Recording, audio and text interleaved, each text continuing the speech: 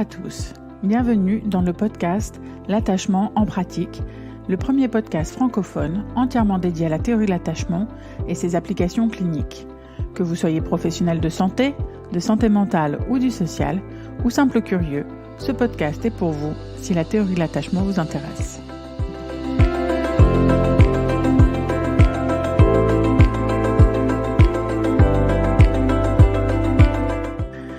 Bonjour à tous, je suis ravie de vous accueillir dans ce nouvel épisode du podcast L'attachement en pratique où nous allons poursuivre notre discussion avec Valérie sur attachement et prématurité.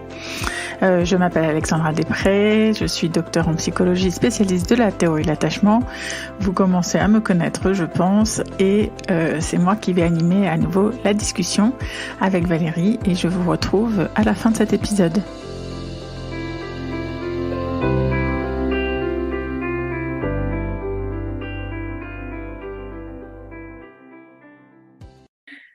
Et donc, ça, c'est ma question suivante. Pour toi, est-ce que tu dirais que la prématurité, c'est presque déjà un trauma de l'attachement ?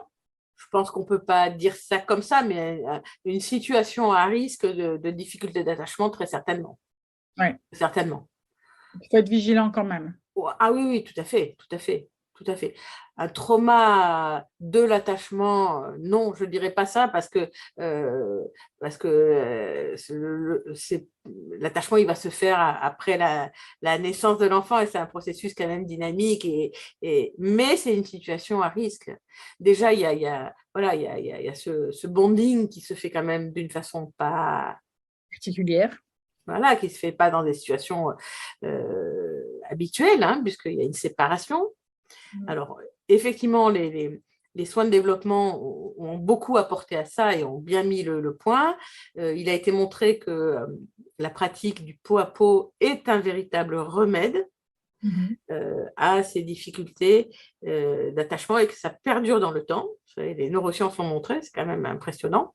Ils ont pu effectivement comparer des enfants prématurés pour lesquels les mères avaient fait beaucoup de ce qu'on appelle de pot à pot. Pourquoi ça ? Parce qu'on sait que quand on fait du pot à pot, il y a un relargage d'ocytocine. C'est bien là que ça passe. Et l'ocytocine, c'est l'hormone du lien. Voilà. Et ils ont montré que c'était encore, qu'il y avait encore une différence à l'âge de 10 ans. Ouais, donc, il y a vraiment eu quelque chose.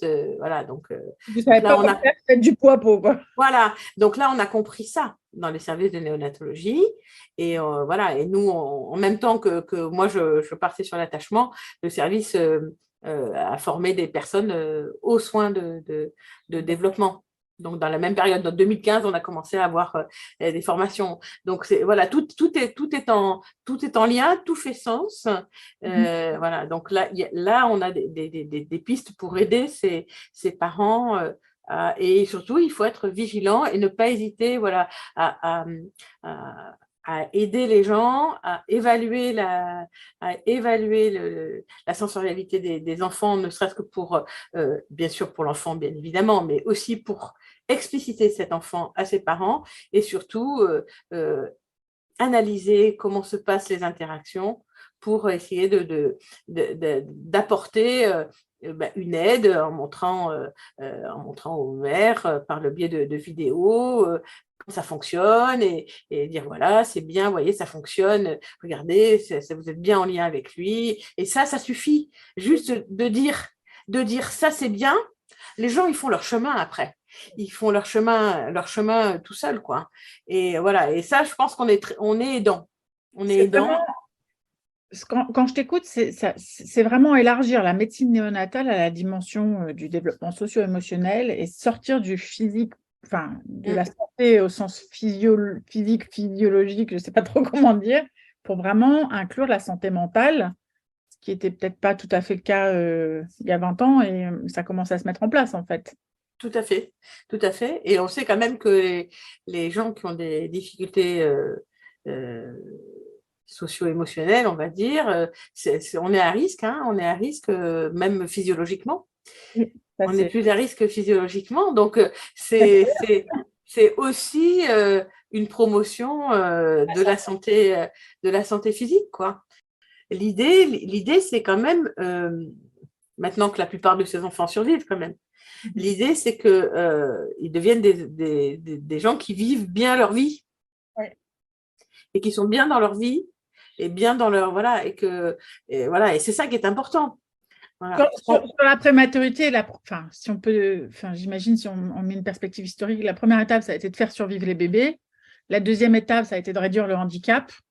Et maintenant, c'est d'augmenter la qualité de vie. Voilà, la qualité de vie. Et en même temps, on sait que ces prises en charge-là vont avoir un lien et une action sur les troubles du neurodéveloppement. Parce que les troubles du neurodéveloppement, ils sont quand même aussi très tributaires des relations qu'il y a entre les parents et les enfants, ne serait-ce que dans l'attachement. Il y a une action sur les apprentissages de la qualité de l'attachement et de la qualité des interactions. Alors, ça ne fait pas tout, bien évidemment, mais ça participe à la résilience de difficultés. Donc, ça vraiment, les enjeux sont, je pense, extrêmement importants. Prendre en charge les troubles sensoriels, il y a un certain nombre de troubles sensoriels qui font le lit des troubles de coordination et du développemental coordination disorder. Ça va avec. Ça marche dans le même sens, on va dire. C'est pas systématique, bien évidemment, la question n'est pas là, mais ça marche dans le même sens. Donc, en promouvant des bonnes interactions et un attachement de qualité et des interactions de qualité, on joue sur plein de choses. Ouais. Plein de choses.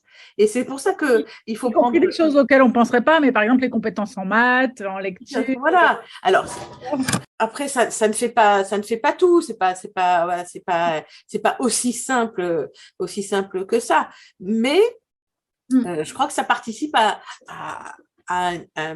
une amélioration générale des conditions. Et c'est pour ça que je me suis intéressée à ça.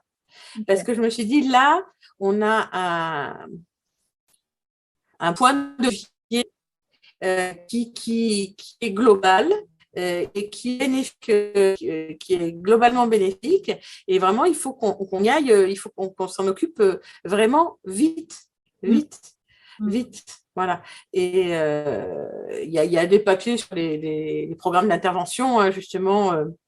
Bon, après, c'est plus ou moins variable, mais enfin, globalement, la prise en charge des parents après la sortie d'hospitalisation a un effet quand même sur le développement des enfants. C'est-à-dire voilà, parce que il faut que ces gens et ces parents, ils ont besoin de se réapproprier leur enfant, d'être aidés s'ils en ont besoin, etc., etc. Donc vraiment ça, il faut être, je pense, c'est l'évolution de la médecine néonatale des années qui vont venir.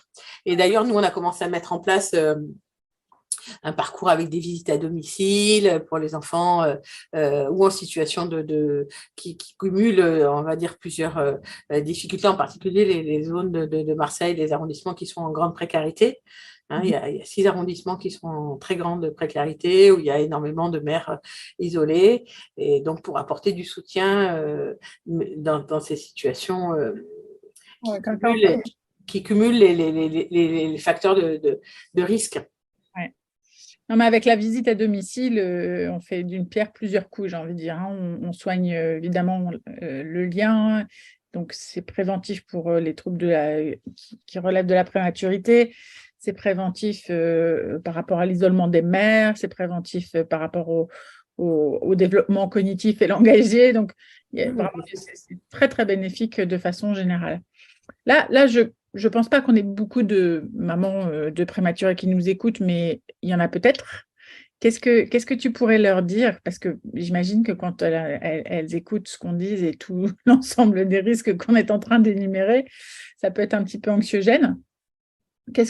Voilà, si tu avais une maman curieuse qui nous écoute et qui est maman d'un petit prématuré, tu lui dirais quoi? Première chose que je lui dirais, c'est qu'il faut qu'elle soit confiante. Confiante dans les capacités de son enfant et confiante en ses propres capacités. et que les professionnels sont là pour l'aider et lui donner éventuellement des pistes pour faire au mieux avec son enfant. Mais qu'elle a déjà des grandes capacités en elle, qui ne sont plus qu'à mettre on va dire en œuvre, et que son bébé, il a aussi des grandes capacités de se développer au mieux. Voilà, et qu'il faut simplement ne pas hésiter à demander de l'aide si on se sent débordé. Oui. Ne pas hésiter à demander de l'aide si on se sent déprimé. Parce que ça, la dépression, on sait que c'est pas bien pour le développement des enfants. Hein. Ça complique beaucoup le développement et la mise en place justement de la relation, et que le bébé prématuré, il est particulièrement sensible. Ça ne veut pas dire que systématiquement ça va pas bien se passer, mais voilà, et que c'est pas ce qui leur est arrivé, c'est quelque chose qui est indépendant de leur volonté, que c'est normal qu'elles soient angoissées, que c'est normal qu'elles soient déprimées, que ce n'est pas des mauvaises mères, ou voilà, c'est normal, et qu'il faut qu'elles soient aidées, restaurées dans leur capacité, parce que c'est vraiment très important pour elles, bien évidemment, mais aussi pour leur enfant, voilà. Mais qu'elles gardent confiance. Je crois qu'on peut leur recommander, enfin pour celles qui nous écoutent, là, de se tourner vers la PMI et c'est le premier interlocuteur, j'ai envie de dire. Oui, et puis il y a beaucoup de prématurés, il y a beaucoup de réseaux de suivi aussi des prématurés, où les professionnels sont particulièrement sensibilisés à ce point et attentifs à ce point. Hein. Et voilà, donc c'est les ressources qui sont mises à disposition. Voilà, c'est ça, c'est surtout ça. Nous, on va essayer de mettre en place dans le réseau vraiment des personnes ressources qui soient un peu pointues pour ce type de problématiques, entre guillemets, ou d'aide un peu spécifique, parce que il faut être formé. C'est pas n'importe qui. On peut ressentir qu'il y a des difficultés. C'est difficile pour les parents de les expliciter, c'est compliqué. Voilà, et il faut des gens qui soient formés pour être sensibles à ce genre de problématiques, quoi. Donc, se tourner simplement vers son médecin généraliste ou le pédiatre de ville, c'est pas forcément le garant de… Il risque d'être un peu désarmé, je pense. D'accord. Donc ça, je pense que c'est un message important. Il faut quand même se tourner vers des réseaux plutôt spécialisés. Oui, moi je pense, parce que je pense qu'ils vont être un peu désarmés. Ils vont être un peu désarmés. Alors, ils vont peut-être orienter vers les réseaux, mais dans toutes les régions, il y a des réseaux de suivi prématuré qui sont facilement trouvables sur Internet, il n'y a pas de souci, où vraiment, il y a des professionnels qui vont être qui vont être sensibles à ça. Et puis, il y a aussi, on peut se renseigner auprès, bien évidemment, du centre qui a pris en charge le bébé. Hein. En général, il y a du suivi et les gens reviennent souvent dans le centre où l'enfant a été pris en charge. Après, dans des régions qui sont très larges, ça peut être plus compliqué. Il y a aussi des ressources qui peuvent être trouvées sur un certain nombre, sur l'association qui s'appelle SOS Préma, hein, où il y a c'est une association de parents, en fait, hein, d'enfants qui sont nés prématurés, qui sont assez bien structurés et qui peuvent aussi faire des relais pour orienter et donner ils ne vont pas faire du soin, bien évidemment, mais ils vont pouvoir dire, voilà, dans ta région, il y a ça, orienter les parents vers au moins les réseaux de suivi des enfants qui sont nés prématurés. Et donc, là, on disait, finalement, il faut se tourner vers des professionnels qui sont formés. Alors, justement, si tu es un professionnel non formé, qu'est-ce que tu recommanderais comme formation? Alors, pour les médecins généralistes, pour les pédiatres, et puis j'imagine aussi pour les psychologues, même si nous, on est positionné autrement dans les réseaux. Alors, nous, on manque peut-être d'informations sur la prématurité et ses conséquences, pour le coup, même si on est peut-être plus informé quand on travaille avec les enfants sur le lien. Donc, je ne sais pas, qu'est-ce que tu recommanderais comme formation, toi? Alors, pour la personne, on va dire, de première ligne, euh, Donc là, on parle des moi, puéricultrices, des les pédiatres. puéricultrices, les pédiatres, moi, je pense qu'il y a quand même euh, le, le, le, le dépistage quand même du bébé en retrait, ça oui, Mhm. et s'intéresser au stress parental quand même. Ouais, C'est-à-dire être capable de voir qu'une mère va pas bien et déprimée. d'accord. Et ça passe souvent, on a l'impression que ça passe souvent un peu, c'est pas bien évalué, je pense. Et après, pour les personnes de seconde ligne, donc là, on s'adresse ou aux intervenants du réseau ou à un psychologue, mais qui doit avoir quand même un peu une formation, je pense, en périnatalité. Ça me semble un peu difficile. Ouais, je pense aussi à tu sais, tous les gens qui font du conseil parental au sens large, en fait. Oui, voilà. Les parentaux, tu vois, ces gens-là aussi sont confrontés aux parents parce que nous, les psychologues, on vient parfois juste à la fin de la ligne, tu vois, les psychologues et pédopsychiatres. Avant nous, il y a les psychomotriciens, il y a des ostéopathes qui reçoivent beaucoup les parents, il y a des coachs parentaux, il y a des éducateurs de jeunes enfants, etc., qui sont des gens qui sont en contact avec les parents et qui voient aussi la souffrance du lien. Tout à fait. Mais là, si on veut après être thérapeutique, il faut absolument que ces personnes se forment à l'évaluation du lien. Ouais. Le lien, c'est pas un truc qu'on fait comme ça. Voilà. Il faut oui. Oui, oui.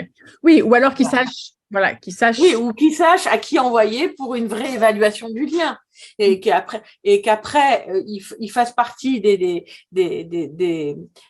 preneurs en charge, il n'y a pas de souci. Mais il faut qu'il y ait, je pense que c'est important qu'il y ait quelqu'un qui est capable de bien évaluer le lien et qui va faire après euh, euh, ruisseler, on va dire, ces informations sur effectivement euh, le psychomote, l'ergothérapeute, qui, eux, vont pouvoir effectivement expliciter un peu le comportement sensoriel de cet enfant, donc donner des éléments supplémentaires.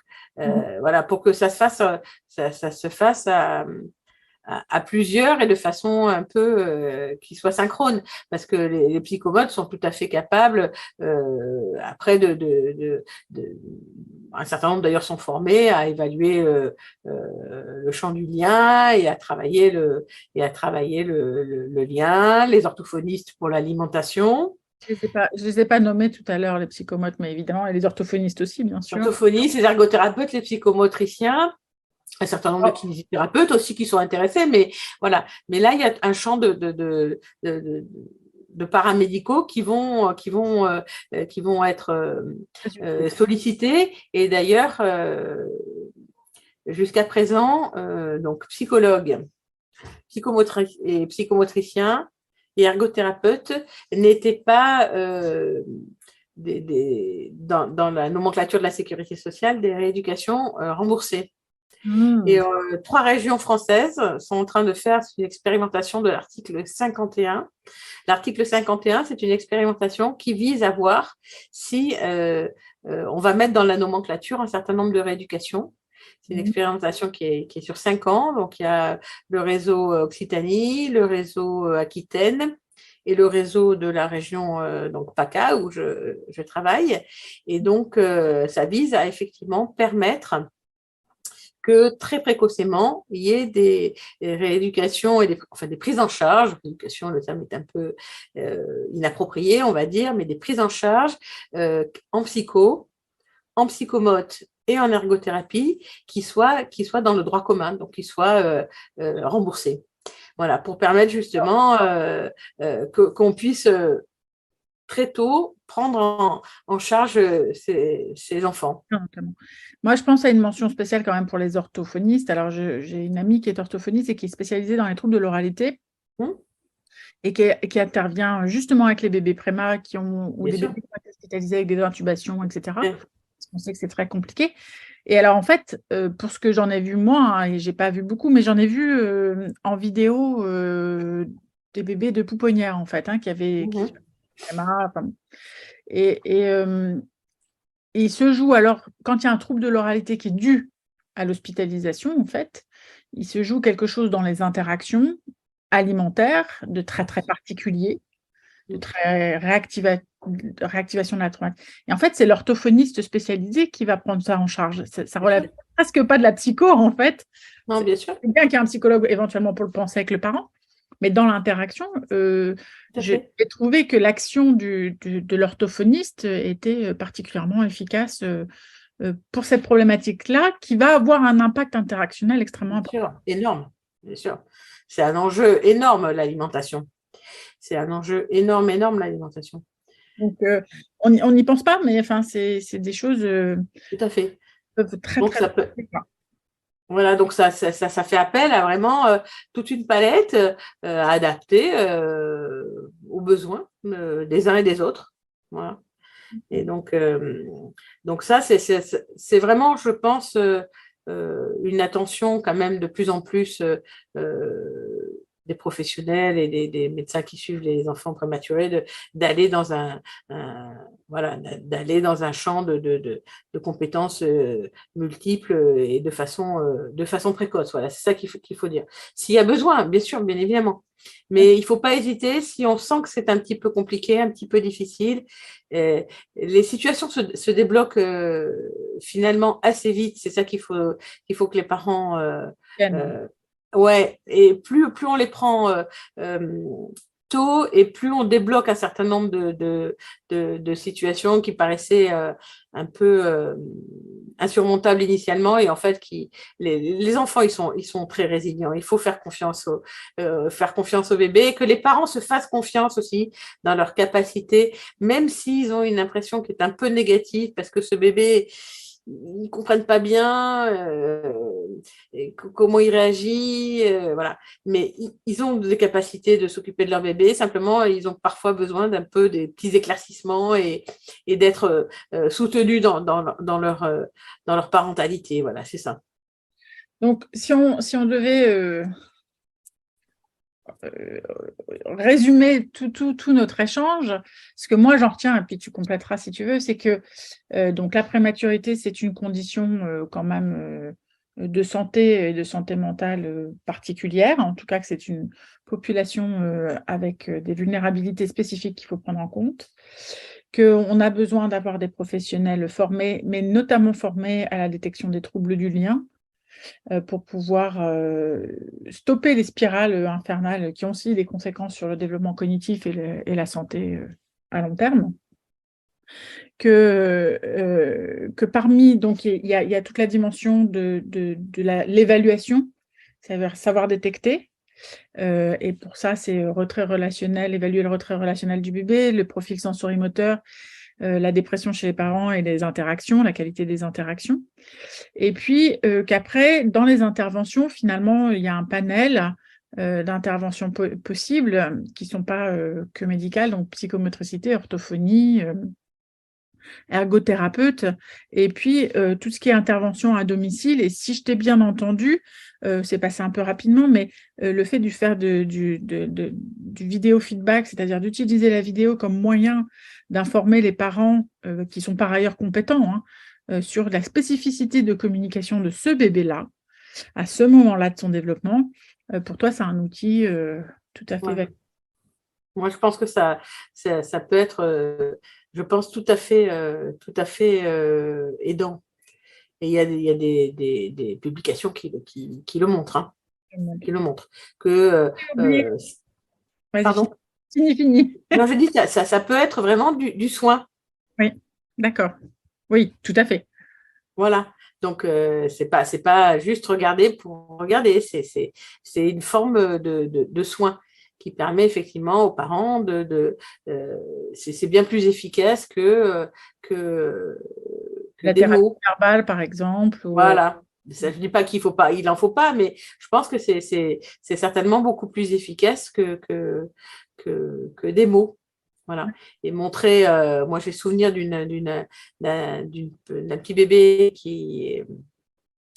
pour laquelle on avait fait une vidéo. C'est une jeune maman qui donnait le biberon à son bébé, et pendant toute la durée du biberon, elle a regardé son téléphone portable, donc elle n'était pas dans l'interaction. Et le bébé, pendant 2-3 minutes, il a sans cesse levé les yeux vers sa mère, mais sans chercher le regard de sa mère. Et au bout de 3 minutes, il était épuisé. Il s'est arrêté de téter, il s'est affalé comme ça. Voilà.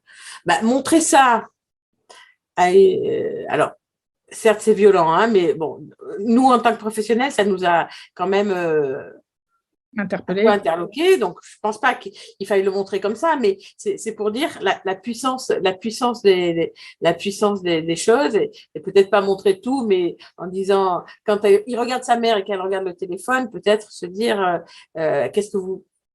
Comment vous vous sentez à la place, comment vous vous sentez à la place du bébé, là? Qu'est-ce que vous pouvez...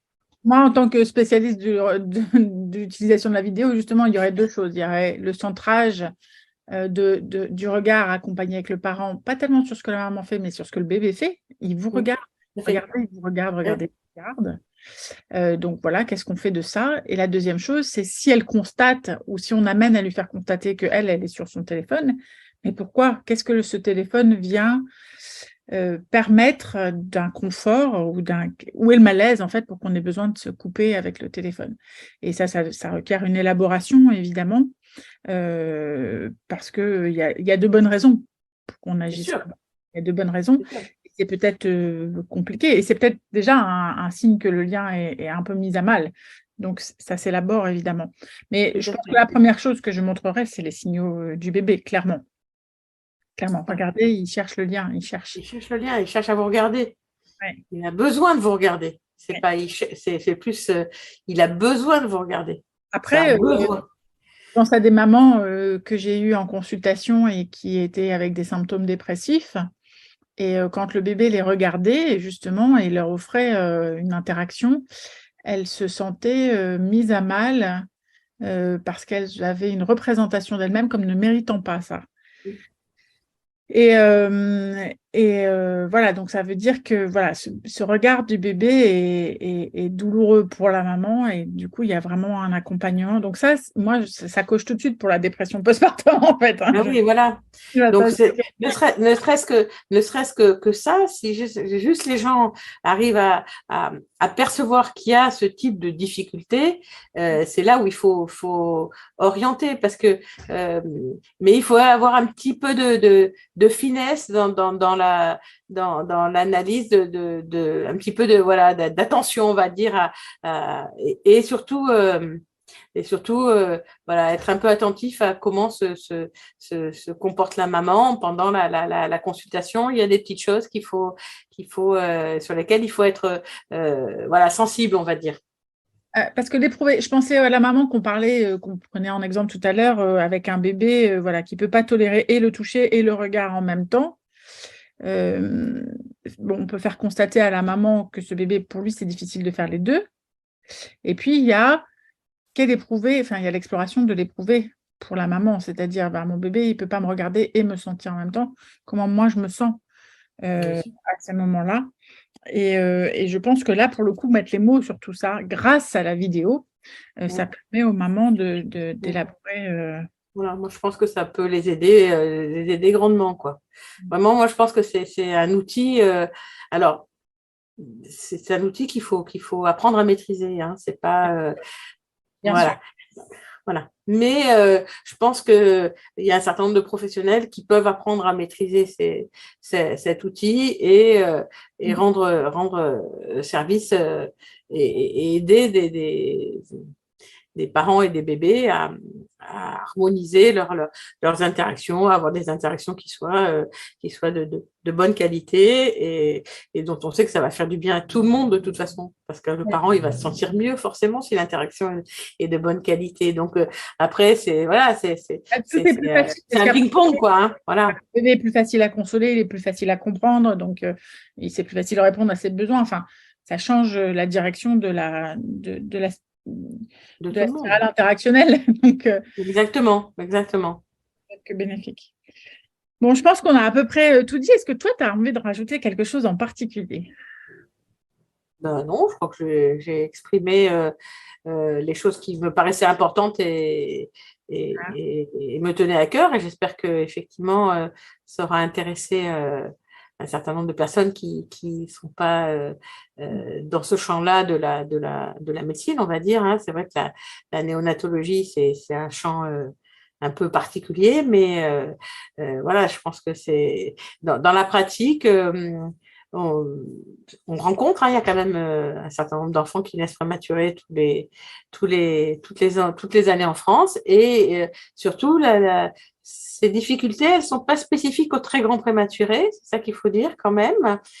Certes, elles sont plus fréquentes chez les bébés qui sont très très petits et très prématurés, mais ce qu'on appelle la prématurité, on va dire un peu tardive, intermédiaire, c'est-à-dire les enfants qui naissent en gros, on va dire entre 7 mois et demi et 8 mois et demi de grossesse, sont aussi exposés à rencontrer ce type de difficultés. Alors, avec une fréquence moins importante, mais ces troubles de l'attachement sont aussi décrits chez ces enfants qui sont relativement peu prématurés et qu'on considère souvent à terme à tort comme des enfants à terme, en fait, et qu'on traite comme tels. Et en fait, voilà, parce que le stress parental est le même. Alors, les vulnérabilités de l'enfant sont moins fortes, bien évidemment, mais il a été montré que c'était très, très compliqué. Ces mamans, elles arrivent elles sont plutôt vers la fin de la grossesse, et tout d'un coup, il y a un bébé qui naît d'un coup. Elles ne sont pas prêtes, en fait. Elles ne sont absolument pas prêtes. La grossesse n'est pas aboutie, et ça, c'est quelque chose qui est souvent également compliqué. Oui, d'accord. Okay. Et souvent négligé, parce que le bébé, il est gros, il fait 2 kilos, il va bien. Ben non, mais il a couché à 7 mois et demi, 8 mois, ben c'est un mois ou un mois et demi avant. Non, c'est pas aussi simple. C'est pas aussi simple que. Et souvent, les professionnels ont une part de responsabilité dans cette situation. Ils ont une tendance à banaliser. Ah, parce qu'on peut l'imaginer que dans le plan de la santé physique et du développement, le bébé, enfin, de ce qui est visible et mesurable, c'est assez. Bon, voilà, ça, les critères, enfin, c'est plutôt vert, quoi. Mais par contre, le subtil de la santé mentale et le socio-émotionnel est fragilisé aussi dans cette situation-là. On mesure ça aussi bien, donc. Ça peut passer. Voilà, un message à faire passer quand même, hein, parce que c'est vrai que les très grands prématurés, ils ont souvent des suivis spécifiques, etc. Et ces enfants qui sont moins prématurés, ils sont plus suivis par des pédiatres, on va dire, qui ont une formation standard, ou des généralistes, et qu'il y a un certain nombre d'enfants qui se retrouvent de familles qui se retrouvent en difficulté. Donc ça, c'était le message à faire passer aussi. C'était passionnant et c'est d'autant plus passionnant. Tu vois, moi, je suis une psychologue spécialiste des bébés, spécialiste des interactions et je n'ai pas reçu beaucoup d'informations sur ces questions spécifiques. C'est-à-dire que quand j'ai découvert ton champ, je me suis dit, waouh, en fait, il y a tout un monde là derrière que je ne connaissais pas. Et je me dis, si moi, spécialiste, c'est passé à la trappe, j'imagine que ça passe à la trappe pour beaucoup de monde quand même. Et donc, je suis très, très contente que tu aies pu partager ça. Et du coup, est-ce que tu aurais des articles, des livres à recommander, des podcasts d'autres auteurs, des références? Alors, des articles, oui, mais ça, je ne vais pas vous faire une liste. Il faudrait que je fasse une petite sélection peut-être de choses qui sont vraiment marquantes. Ça, oui, c'est possible, on pourra le mettre sur mettre des liens dans la description. Voilà. Et moi, j'ai juste un livre qui me tient particulièrement à cœur, mais qui n'est pas vraiment sur l'attachement. C'est ça qui est un peu le paradoxe. C'est le livre de Catherine Druon, une psychanalyste en fait, et qui a travaillé pendant 16 ans dans le service de médecine néonatale de Port-Royal. Et elle a écrit un livre qui s'appelle alors, attends, je regarde. Voilà. Qui s'appelle donc À l'écoute du bébé prématuré. Et ce livre, et c'est un livre qui a été publié il y a 25 ans maintenant, non, 30 ans, plus de 30 ans. Je crois qu'il a été publié en 96 ou 98. Donc, elle rassemblait son expérience et c'est surtout la qualité et la finesse de son observation des parents, des états psychiques des parents et aussi de l'observation des enfants et de l'état psychologique de ces bébés avec une finesse d'observation qui m'ont beaucoup touchée. Et voilà. Et donc, alors, j'ai pas vu grand-chose sur attachement et prématurité. Il y a pas beaucoup de publications. Il y a un livre qui, honnêtement, ne m'a pas, qui je trouve pas soit bon, c'est intéressant, ça donne des concepts, mais pour le moment, il y a pas vraiment en tout cas, de livres sur ce sujet-là. Hein. Quand on regarde les livres sur l'attachement, il y a un chapitre sur la prématurité. Voilà. Mais je pense que. Il n'y a pas beaucoup d'informations, c'est vrai. Hein. Il n'y a pas beaucoup d'informations. Honnêtement, il n'y a pas beaucoup d'informations. L'information, elle se fait essentiellement par la publication des articles. Il y a un peu quand même des formations, voilà. Par exemple, si vous faites la formation sur le CIB, il y a quand même un champ sur la prématurité, voilà. Mais il y a rien qui s'appelle trouble de l'attachement et la prématurité qui soit vraiment un corpus voilà. Donc il faut aller piocher un peu dans différents articles, voilà, exactement. Tu vas pouvoir écrire ce livre. Ah non, j'ai pas les compétences pour ça, mais non, mais je pense qu'effectivement, ce que je viens de vous dire là, c'est effectivement un travail de synthèse, en tout cas dans ma tête, nourri par la pratique quand même, parce que on peut pas, voilà, ça ne ferait pas sens si c'était pas nourri par la clinique, bien évidemment, mais voilà, j'ai mis un peu les morceaux d'Impulse ensemble et ça tient à peu près, ça fait sens, quoi, ça tient à peu près debout, voilà. Bon, en tout cas, je te remercie parce que c'était absolument passionnant. Moi, j'ai appris beaucoup et je sais que dorénavant, je vais porter un œil particulier sur cette question de la prématurité. Je posais déjà systématiquement la question, mais peut-être que du coup, là, je vais plus systématiquement demander un bilan psychomote avec un profil sensorimoteur et travailler peut-être plus spécifiquement d'entrée sur la question de comment ce parent lit les signaux de son enfant quand je les ai petits, mais même quand je les ai grands, parce que moi, je retravaille ça jusqu'à 5-6 ans facilement, en fait. Hein. Donc, on peut. Donc, voilà, merci beaucoup. À bientôt, j'espère. Et puis, on mettra donc des renseignements sur Tout à fait. La description du podcast. Et puis, est-ce que c'est OK si les gens veulent t'écrire peut-être pour… Il n'y a pas de problème. Pas de problème. Très volontiers. D'accord. Merci Très beaucoup. volontiers. Nous arrivons donc à la fin de ce deuxième épisode sur attachement et prématurité. J'espère que le sujet vous a autant intéressé qu'est-ce qu'il m'a intéressé. Et puis, donc, je vous invite soit à poser vos questions sur la communauté L'attachement pratique via le groupe Discord. Valérie est un membre actif de notre communauté. Elle se fera, je pense, un plaisir de vous répondre. Je vous retrouve avec plaisir pour le prochain épisode qui, je pense, portera sur l'attachement à la crèche. C'est un sujet qui est pour lequel on me pose souvent des questions et pour lequel beaucoup de gens s'interrogent, à savoir, voilà, qu'est-ce qui se passe à la crèche autour de cette notion d'attachement? Est-ce que les professionnels de crèche sont des figures d'attachement? Comment on peut prendre en compte les apports de la théorie de l'attachement à la crèche? Et ce genre de sujet, c'est un podcast que j'animerai toute seule, sans invité. Je vous retrouve bientôt. Merci de votre attention.